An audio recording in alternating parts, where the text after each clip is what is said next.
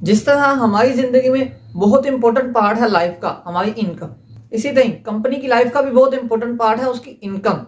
तो आज हम डिस्कस करने जा रहे हैं इनकम स्टेटमेंट, जिसे statement of profit and loss भी कहते हैं। तो कंपनी की एनुअल रिपोर्ट हमें बताती है कि कंपनी ने इस साल कितना प्रॉफिट कमाया, कितना लॉस में गई। एंड ये जो इनकम स्टेटमेंट है ये एक्रूड मेथड पर बनाई जाती है। एक्रूड मेथड का मतलब है कि कंपनी की जो सेल्स उधार पर हुई होती हैं, इसी तरह जो भी कंपनी के प्रोडक्शंस, कुछ चीजें जो उधार पर हों, कंपनी उनका प्रॉफिट भी इनकम स्टेटमेंट में ऐड कर लेती है। तो ये एक्रूड मेथड कहलाता है। तो ये कोलगेट कंपनी जो कि केमिकल सेक्टर की है, जिसको हम एनालाइज कर रहे हैं, ये है उसका पार्ट 3, जिसमें आज हम income statement mean statement of profit and loss discuss करने जा रहे हैं। लास्ट एपिसोड में हमने बैलेंस शीट और उससे पिछले एपिसोड्स में हमने पे आउट्स कि डिविडेंड कितना दिया कंपनी ने, बोनस शेयर कितने हैं, उसकी कंप्लीट रेशियोज कितने कितने निकली। तो जिस तरह मैं आपको कहता हूँ कि एनालिसिस कम से कम 10 साल के होने चाहिए। तो इसीलिए मैं आपके लिए आज इनकम स्टेटमेंट जो इस कंपनी की एनालाइज करने जा रहे हैं वो करेंगे तकरीबन 12 साल की, ताकि हमें आइडिया हो सके कि कंपनी कहाँ पर स्टैंड कर रही है। तो अगर आपको statement of profit and loss mean की इनकम स्टेटमेंट को स्टडी करना नहीं आता तो मैं डिस्क्रिप्शन में वीडियो का लिंक दे दूंगा। पहले आप statement of profit and loss को स्टडी करना सीखें, देन ये वीडियो देखें, ताकि आपको प्रॉपरली पता चल सके कि statement of profit and loss कैसे स्टडी करते हैं और statement of profit and loss का कितना रोल है कंपनी के एनालिसिस में, कंपनी के फ्यूचर आउटलुक में। तो चलिए एनालिसिस के पार्ट 3 को स्टार्ट करते हैं।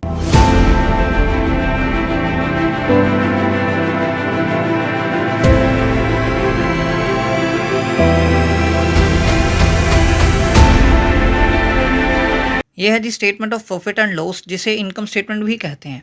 अच्छा, यहाँ पे मैं एक बात बताता चलूँ कि हर कंपनी की मतलब हर सेक्टर की थोड़ी बहुत जो स्टेटमेंट होती है ना, इनकम स्टेटमेंट या दूसरी जो स्टेटमेंट्स हैं फाइनेंशियल स्टेटमेंट्स, वो थोड़ी बहुत डिफरेंट हो जाती हैं। ये इनकम स्टेटमेंट काफ़ी कंपनीज़ की बहुत ज़्यादा डिफरेंट होती है। कुछ वर्ड ही डिफरेंट यूज़ किए जाते हैं और कुछ जो स्टेप्स हैं वो ऊपर नीचे किए जाते हैं। समटाइम्स कंपनीज़ जो टैक्सेस हैं वो मतलब ऊपर रेवेन्यू के साथ ही लगा देती हैं। समटाइम्स के जो प्रोडक्ट्स की कॉस्ट होती है कंपनीज पहले वो लगाती हैं, बाद में टैक्स लगाती हैं। स्टेप्स एक ही होते हैं, सेम होते हैं, लेकिन जो उनकी अप और डाउन जो नंबरिंग है वो हर कंपनी अपने अकॉर्डिंग ही करती है, अलग अलग। तो आप किसी ऑटोमोबाइल कंपनी की उसको देखेंगे इनकम स्टेटमेंट को, तो उसमें पहले उसकी प्रोडक्ट की कॉस्ट आएगी रेवेन्यू के बाद, और बाद में उसके एक्सपेंसेस आएंगे। इसी तरह की आप किसी केमिकल की कंपनी जैसा हम एनालाइज करने लगे हैं या दूसरी कंपनीज़ को देखेंगे तो उसमें कुछ पहले टैक्सेस आ जाते हैं, या इसी तरह सेल्स टैक्स वगैरह कुछ आ जाते हैं, उसके बाद कॉस्ट ऑफ प्रोडक्ट्स वगैरह आ जाते हैं, उसके बाद कुछ और एक्सपेंसेस डाल के देन आगे जो कंटिन्यू स्टेप रहते हैं। तो इस चीज़ों में आपने परेशान नहीं होना कि स्टेटमेंट्स जो हैं हर कंपनी की थोड़ी बहुत डिफरेंट होती है, लेकिन होती सेम है, सेम स्टेप्स होते हैं, मतलब बस ऊपर नीचे हो सकते हैं। अब यहाँ पे कुछ वर्ड्स भी यूज़ किए जाते हैं। तो हमारे पास जो पहला वर्ड है यहाँ पे है टर्नओवर। कुछ कंपनीज़ का टर्नओवर यूज़ होता है, कुछ कंपनी का रेवेन्यू यूज़ होता है। इसी तरह काफ़ी डिफरेंट वर्ड्स यूज़ किए जाते हैं प्रॉफिट के लिहाज से। ये कंपनी का ओवरऑल रेवेन्यू है जो कि हम डिस्कस करने जा रहे हैं। ये statement of profit and loss को 2012 से 2023 तक, जो कि तकरीबन 12 साल की बनेगी। तो ये जो टर्नओवर है कंपनी का, ये इसका है टर्नओवर जो कि रेवेन्यू है कंपनी का। 2012 में 23 मिलियन था और 2023 में 119.6 मिलियन। तो ये कंपनी का 23 मिलियन से बढ़कर 119 मिलियन पे आया है। फर्स्ट चीज़ हमने यही देखनी है कि ये जो रेवेन्यू है कंपनी का इंक्रीज़ हुआ भी है कि नहीं। इंक्रीज़ इसको प्रॉपरली होना चाहिए। एंड बेसिकली इस स्टेटमेंट को स्टडी करने का मकसद ये होता है कि कंपनी प्रॉफिट में जा रही है या ये लॉस में। ये कंपनी हमें ये स्टेटमेंट हमें ये बताती है। तो इस स्टेटमेंट को देखकर हमें प्रॉफिट का अंदाज़ा रहेगा कि प्रॉफिट में जो कंपनी पिछले 12 सालों में गई है कि नहीं। एंड 12 साल को एक दूसरे से कंपेयर करने का मकसद ये है कि 12 सालों में कंपनी प्रॉफिट में तो गई है, लेकिन प्रॉफिट हर साल इंक्रीज़ भी हुआ है कि नहीं। ऑब्वियसली इंक्रीज़ होगा तो शेयर होल्डर्स को, हमें सबको प्रॉफिट मिलेगा। अब यहाँ पे मैं सब पॉइंट्स को एलैबोरेट थोड़ा थोड़ा सा करूँगा। तो मेन मकसद तो हमारा प्रॉफिट ही है, लेकिन ये सब पॉइंट्स को थोड़ा थोड़ा मैं आपको एलैबोरेट करके बताऊंगा कि क्या क्या चीज़ें हैं यहाँ पे। अब यहाँ पे जो टर्नओवर है वो हमने कंपनी का फर्स्ट पॉइंट देख लिया। उसके बाद आ जाता है sales tax, trade and other discounts. ये जो सेल टैक्सेस वगैरह है ये कंपनी ने पहले ही निकाली है। कुछ कंपनीज़ की इनकम स्टेटमेंट में ये टैक्सेस कॉस्ट ऑफ सेल्स के बाद, मतलब जो प्रोडक्ट की कॉस्ट होती है उसको निकालने के बाद निकाले जाते हैं। तो यहाँ पे मैं एक बात बताता चलूँ, ये जो माइनस के माइनस में है, -19.1 मिलियन, बेसिकली जो इनकम स्टेटमेंट है, मैं जो ब्रैकेट्स में, मतलब इनकम में नहीं बल्कि सब स्टेटमेंट्स में जो भी फाइनेंशियल स्टेटमेंट होती है उसमें जो अमाउंट ब्रैकेट में लिखी जाती है उस वो समझ लें कि उसको माइनस करना होता है। तो यहाँ पे क्योंकि मैंने एक्सेल की शीट पे आपको मतलब ये पूरी डिटेल प्रोवाइड कर रहा हूँ, तो एक्सेल की शीट में मैंने फार्मूलाज यूज़ किए हुए हैं, तो इसलिए जो ब्रैकेट है वो ऑटोमेटिकली माइनस के साइन में कन्वर्ट हुई है। तो ये ज़हन में रखिएगा, जो भी ब्रैकेट में अमाउंट होती है हमने उसको सब्सट्रैक्ट करना होता है, उसको माइनस करना होता है ऊपर वाली अमाउंट से। तो ये टर्नओवर से हम लोग जो सेल्स टैक्स है 19.1 मिलियन, इसको माइनस करेंगे, और जो ट्रेड एंड अदर डिस्काउंट्स हैं उसकी अमाउंट 9 मिलियन है, उसको भी हम माइनस करेंगे। तो जिस तरह टर्नओवर कंपनी का इंक्रीज़ हुआ है, इसी तरह ही ऑब्वियसली कि सेल्स टैक्स और जो बाकी एक्सपेंसेस हैं वो भी इंक्रीज़ ही होंगे। तो हम पहले ये देख लेते हैं कि जिस तरह टर्नओवर इंक्रीज़ हुआ था कंपनी का, जो कि 6 टाइम्स इंक्रीज़ हुआ है, तो ये भी कहीं इंक्रीज़ उसी रेशियो से हुआ है। तो ये जो दूसरे टैक्सेस वगैरह हैं ये भी ऑब्वियसली उसी रेशियो से ही इंक्रीज़ हुए हैं। तो जो नेट टर्नओवर हमारे पास बचा वो है 91 मिलियन, 91.4 मिलियन, जिसमें जो कि हमने 9 मिलियन निकाल दिए थे, और ऊपर से जो सेल्स टैक्स के 19 मिलियन थे वो भी निकाल दिए थे, मीन के हमने तकरीबन 28 मिलियन निकाले टर्नओवर में से। अब उसके बाद आ जाती है कॉस्ट ऑफ सेल्स। ये कॉस्ट ऑफ सेल्स जिसको हम कोग्स मीन COGS, जिसको कॉस्ट ऑफ गुड्स सोल्ड भी कहते हैं।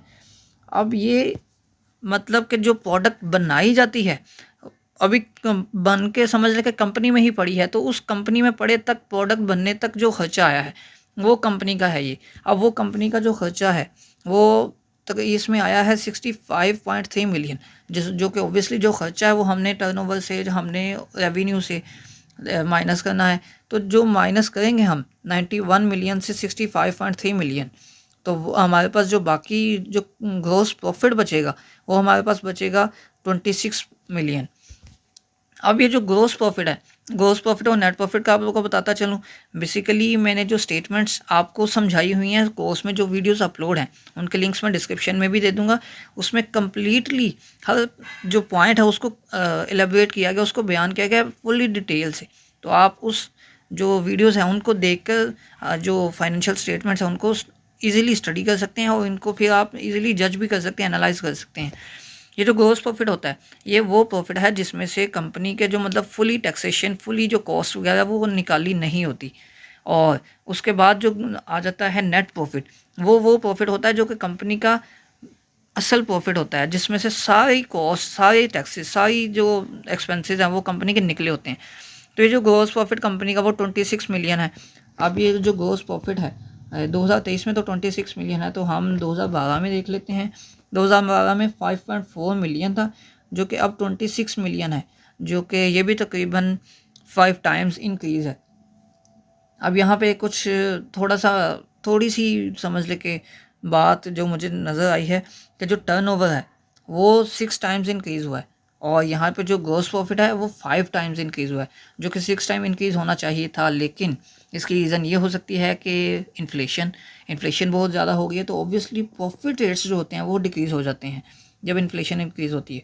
उसके बाद आ जाते हैं सेलिंग एंड डिस्ट्रीब्यूशन कॉस्ट। ये कॉस्ट वो है कि मतलब उस प्रोडक्ट जो कंपनी में प्रोडक्ट बनी तैयार है उसको आगे आपने डिस्ट्रीब्यूशन जो होता है, डिस्ट्रीब्यूटर जो होता है जिसने आगे सेल करनी होती है उसको प्रोवाइड करना, उसको सेल करना। अब ये एक्सपेंस वो है कि आपने जो डिलीवरी भी तो करनी है उस डिस्ट्रीब्यूटर को, कि किसी व्हीकल पर जाएंगी अगर जो चीज़ें आपकी प्रोडक्ट्स हैं उसका भी कॉस्ट आएगा। ये इस तरह के कॉस्ट हैं।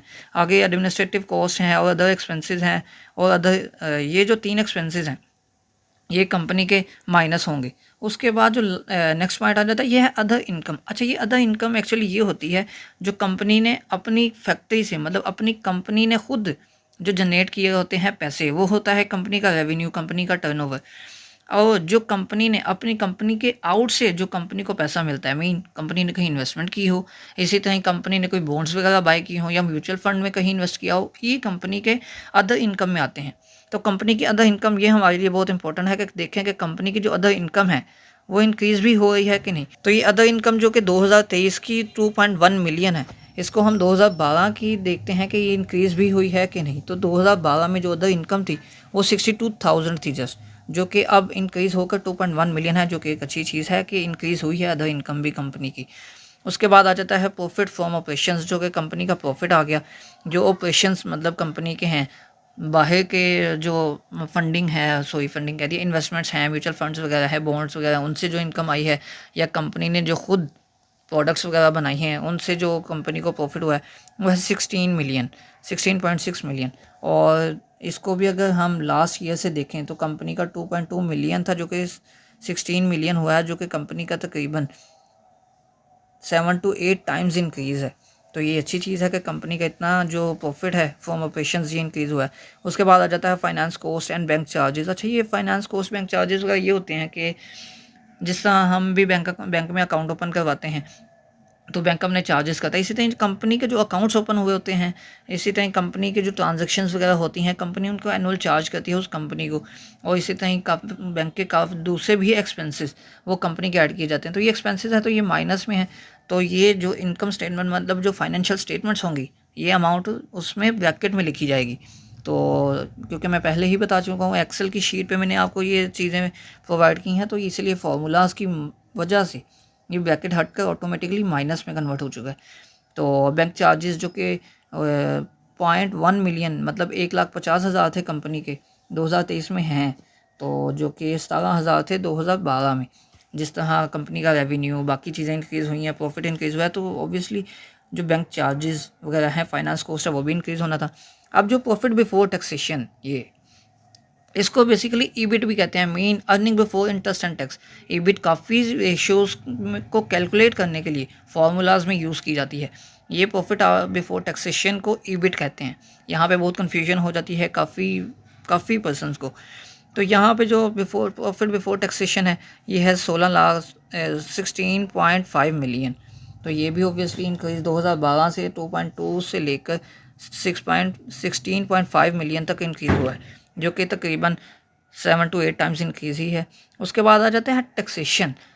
ये है मेन चीज़ जो कि कंपनी ने टैक्स पे करनी है। टैक्स पे करने के बाद जो कंपनी को प्रॉफिट बचेगा वो होगा कंपनी का असल प्रॉफिट। तो उससे हमें पता चलेगा कि कंपनी प्रॉफिट में गई है या लॉस में।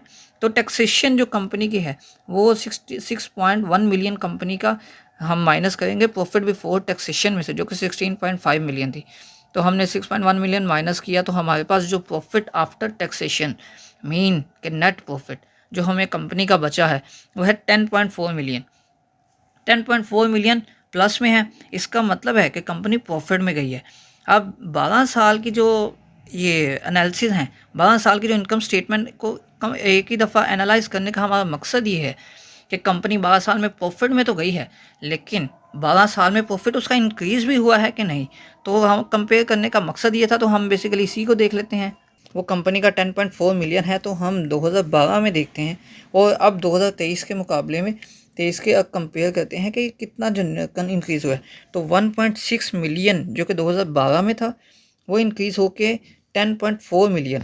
अब इसका मतलब है कि ये भी तकरीबन 8 टाइम्स इंक्रीज़ हुआ है, 7 to 8 टाइम्स जो कंपनी का नेट प्रॉफिट है।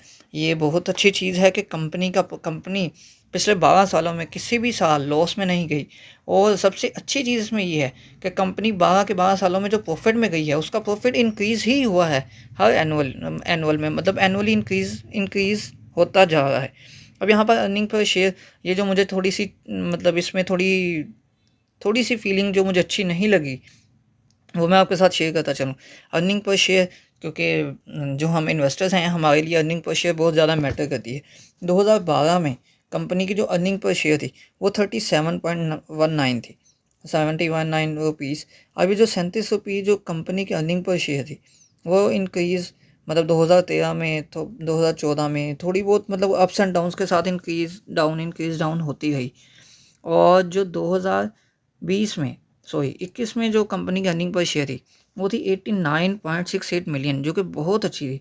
उसके बाद 2022 में कंपनी की अर्निंग पर शेयर थोड़ी सी नहीं काफ़ी ज़्यादा गिर गई, लेकिन कंपनी ने इसको फिर मतलब उठाया कि अच्छा किया, जो कि 42.88 मिलियन 42.88 रुपीज़ कंपनी की अर्निंग पर शेयर हो गई। तो अर्निंग पर शेयर भी इंक्रीज़ हुई है।